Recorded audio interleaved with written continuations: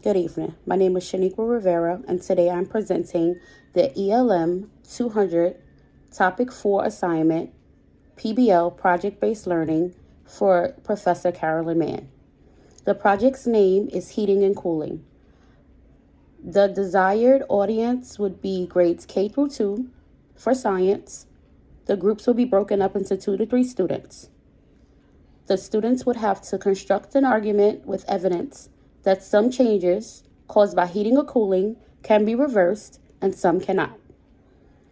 Science and engineering practices: planning and carrying out investigations, analyzing and interpreting data, connections to the classroom activities. Students will experiment to determine which size chocolate chips can melt faster. They will investigate what happens when a melted chocolate chip is put into a cup of ice cubes.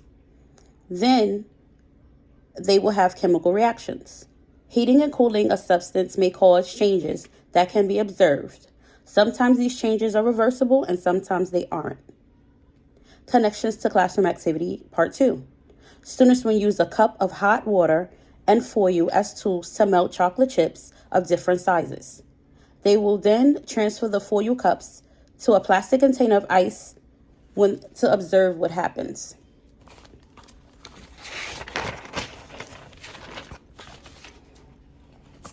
Cross-cutting concept, cause and effect again. Connections to classroom activity. Heating from warm water will cause chocolate chips to melt. The smaller chocolate chip will melt faster, of course, than the larger chocolate chips. The ice cubes will cause the melted chocolate to solidify. Bloom's taxonomy. Understanding. The students will have the understanding to explain the cause and effect of melting chocolate chips and then submerge it in ice cubes. Next one, application. The students will have the ability to explain how different sized chocolate chips can melt when they are heated. Assessing. The students will have knowledge that is required to execute the task.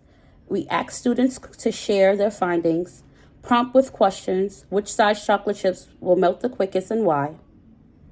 Evaluate. Students can create and play an online Kahoot along with assessing other students' work.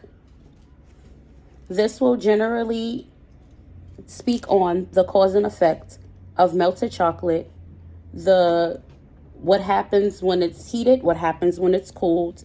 They can create PowerPoint slides, Google slides. They can also do trifold poster boards, use glitter, their creativity to basically have fun with this project. Thank you and have a good evening.